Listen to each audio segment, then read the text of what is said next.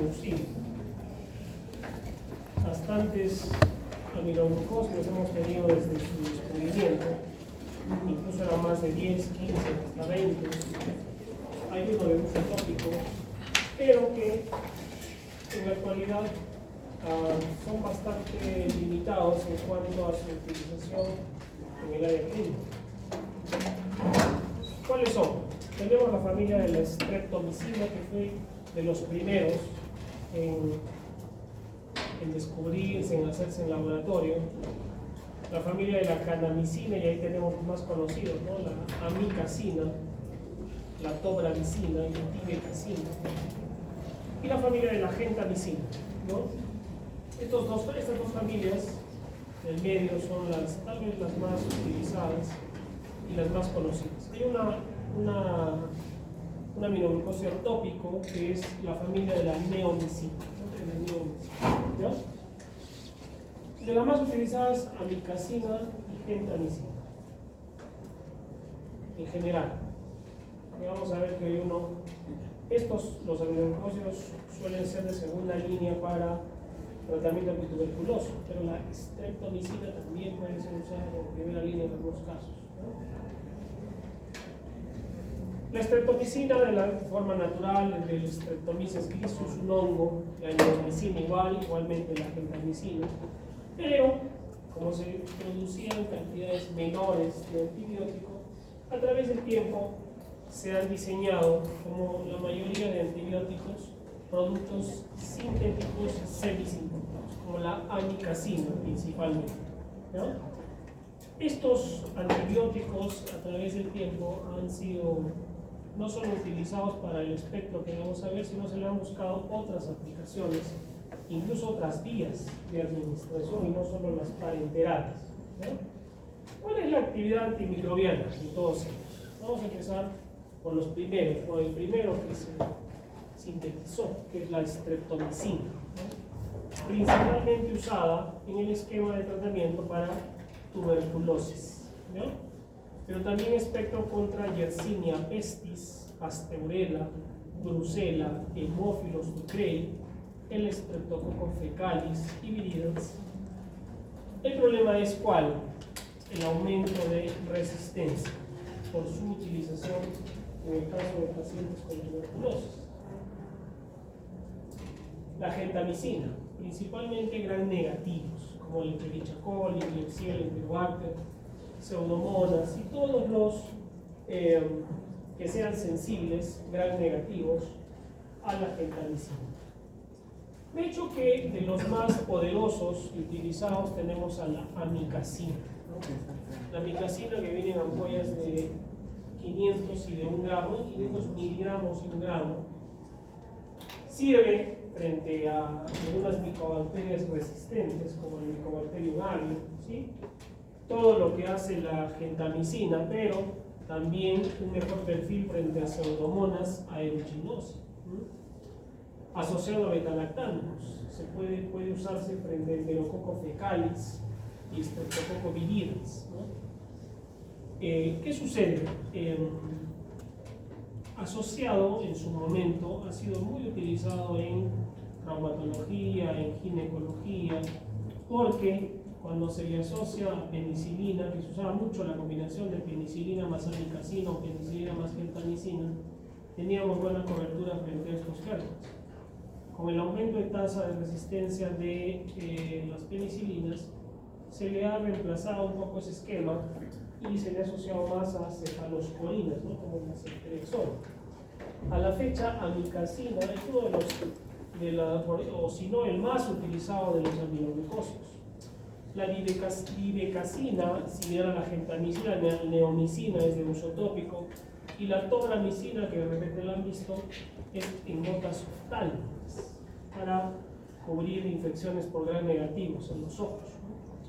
Inclusive, como les decía, se han ensayado otras vías de administración, como la inhalatoria, para tratar infecciones en pacientes con fibrosis quística u otras infecciones respiratorias que habían cierta resistencia.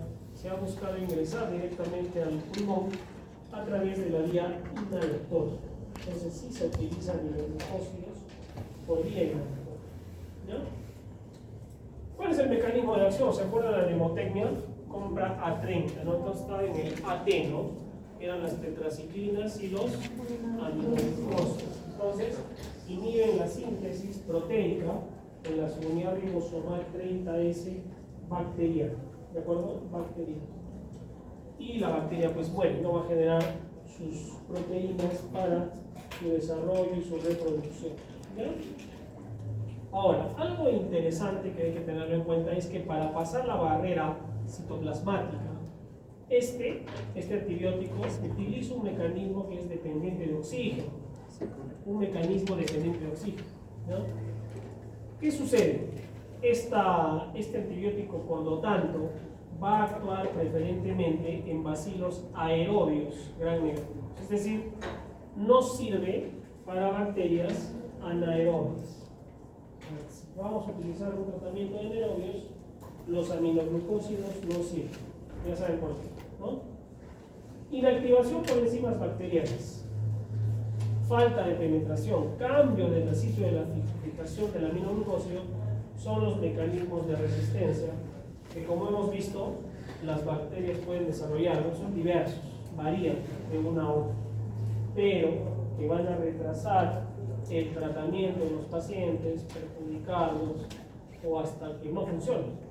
Y ya tenemos gérmenes gram negativos resistentes a aminoglucósidos. ¿Cuál es su farmacocinética? Los aminoglucósidos son fármacos muy ionizados, no se metabolizan prácticamente, ¿sí? No se absorben por el tubo digestivo, por ende, porque son muy ionizados, ¿se acuerdan de esos conceptos, no? Al no obtener capacidades absortivas importantes, tienen que administrarse por vía endovenosa, intramuscular o inhalatoria, que ya sea ensayada, ¿ya? Más del 90% se elimina por riñón, por lo tanto hay que tener cuidado porque pudieran ser mal manejados en dosis, producir nefrotoxicidad, ¿no? Ser nefrotóxicos los aminoglucósidos. Entonces, si yo voy a usar un aminoglucósido, ¿qué tengo que conocer en el paciente? ¿Cómo está su función renal? Entonces, por lo menos pediré una creatinina. Si tiene una creatinina normal, puede usarla, pero si tiene una creatinina en 3, ¿qué voy a tener que hacer? Usar la corrección por la depuración de creatinina. Hay un librito de antibióticos que, además de microbiología hecho ridículamente simple, esto deben tener, que es la guía Sanford de antimicrobianos. No solo salen antibacterianos, sino antivirales, antifúngicos. También está por ahí para descargar. Incluso hay una aplicación para celular, pero es de costo. Por ahí le vi a alguien que lo tenía pirateado. Pero es la guía Sanford, con D al final. Ya San, de arena, Sanford. Si la pueden tener, ténganla porque es una guía terapéutica. Ustedes le ponen el germen, le ponen el antibiótico y les habla sobre la farmacología y la farmacoterapia. ¿No? Recomendación a tener en cuenta.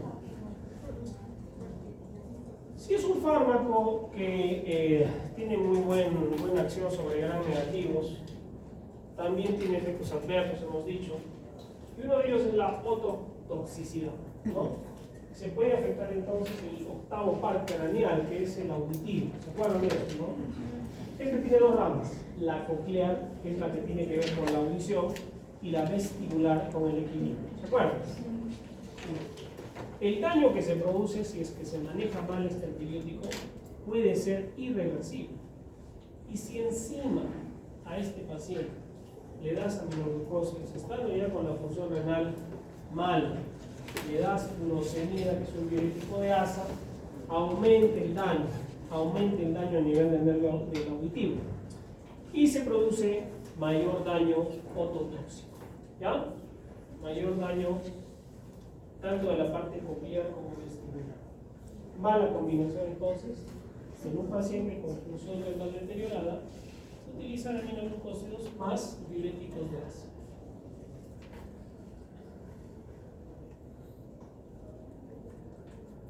¿Cómo era el daño ototóxico? Es irreversible, o sea, si el paciente se compromete el oído ya no va a retroceder. Por eso hay que tener cuidado, no es que se usan así nomás. Y tenemos el daño nefrotóxico, que puede ser reversible, pero no se trata que por lo que es reversible vamos a generalizar, ¿no? Hay disminución de la capacidad de filtración, concentración, el paciente empieza a hacer proteinuria, pérdida de proteínas, formación de cilindros, ¿de acuerdo? Entonces, el uso de estos fármacos nos obliga a, antes de utilizarlos, tener pruebas de función renal, ¿no? Por lo menos una creatinina. Si puedo tener una depuración de creatinina mejor, ¿no? Pero muchas veces no se consigue en los laboratorios. Pero hay una fórmula, ¿se acuerdan? La fórmula de Croft-Gault, que es para calcular aproximadamente la depuración de creatinina según la edad del paciente, el peso, el sexo. ¿Sí? ¿Se acuerdan la fórmula? Bueno, la pueden buscar, incluso hay fórmulas ya hechas, ¿no? Para poner nomás los datos y te bote el resultado. Ahora por ejemplo, les voy a decir, pongan la fórmula de Croft-Gault. Para la fórmula de depuración de creatinina, pónganlo en sus celulares. Entonces, yo les voy a decir, la fórmula es 140 velocidad por peso, sobre 62 con la creatinina, con el sexo, con la edad. Ya, pongan en el caso, les voy a decir un paciente varón de 80 años, tiene creatinina en 2 y pesa 60 kilos. ¿Qué otro dato necesito? La talla. Mide 1,50 metros. ¿Cuál es la declaración de creatinina que les da? Pesaba 50 kilos. Pero lo que quiero es que no, bueno, no puedo hacerlo con la fórmula, pero tengo la fórmula automática. Ya lo leí. Tenía 80 años. Pesaba 60 kilos. ¿50? No, la talla era 1,50 m. El peso era 60. 80 años varón. Creatinina en 2. Listo. ¿Cuánto tiene de depuración de creatinina? 25. ¿Cómo está la función renal? Mal, ¿no? Entonces, si ustedes van a Sanford, si pueden entrar a Sanford, ahí van a ver cuánto tendría yo que darle a un paciente con depuración de creatinina de 25. De repente les va a decir, no le des. ¿Ya? De eso se trata, la terapéutica. No solamente dar el antibiótico, sino saber qué daño puede ocasionar. Neomicina es el más nefrotóxico y el menos es la streptomicina.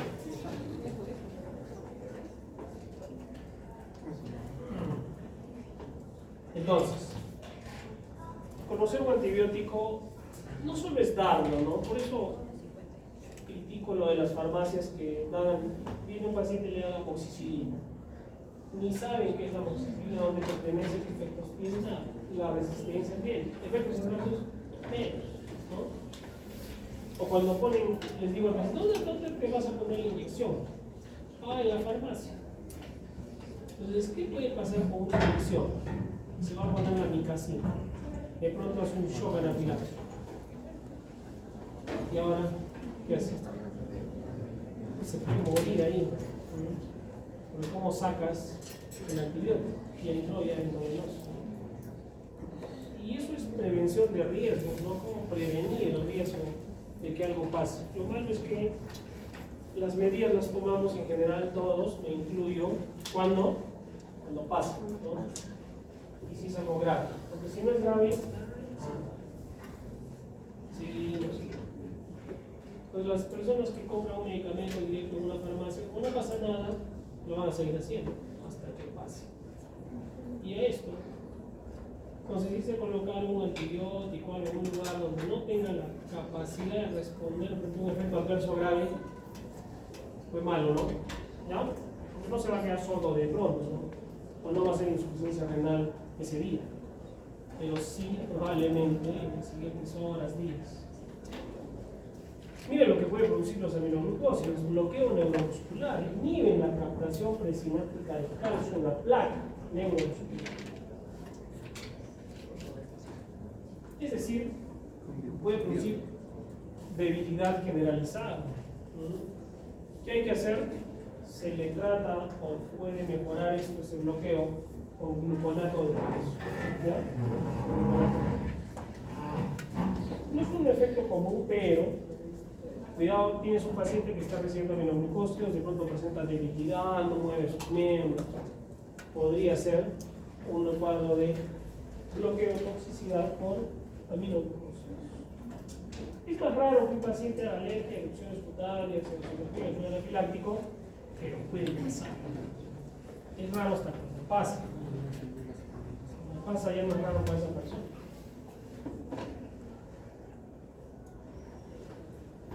Muy bien. Entonces, los antibióticos, como cualquiera de los que hemos estudiado, tienen que ser conocidos en toda su magnitud. ¿Cómo lo vamos a indicar?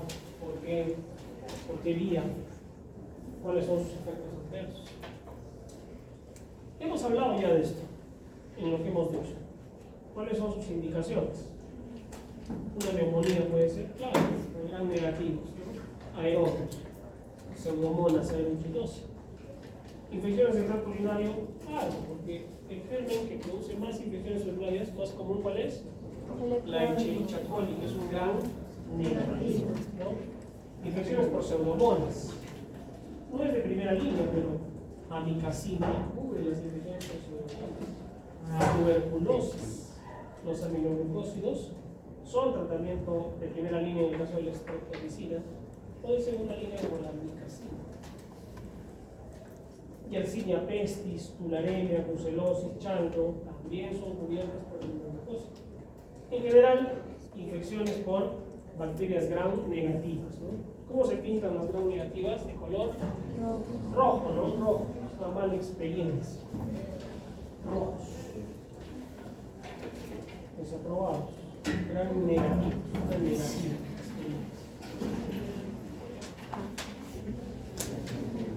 Viene el paciente, el familiar, y le dice: doctor, ¿qué está recibiendo mi familiar? Está recibiendo amikacina, 1 gramo cada 24 horas por la infección urinaria que tiene. Ah, ya. Doctor, ¿y qué precauciones debo tener?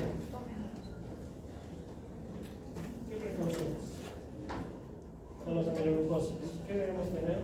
1, cuidado en la función renal. ¿Qué más?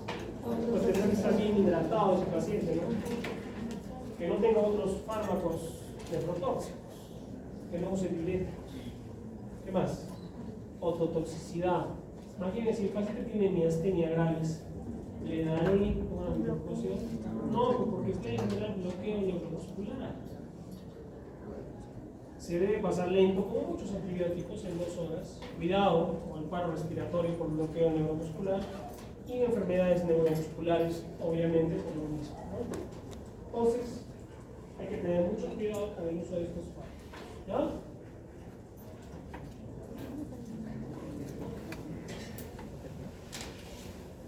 Preguntas de los aminoglucósidos.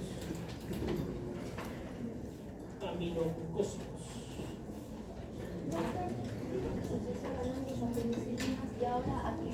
A cefalosporinas, a la ceftriaxona, no glicerina. ¿Qué estudiamos cefalosporinas? En práctica,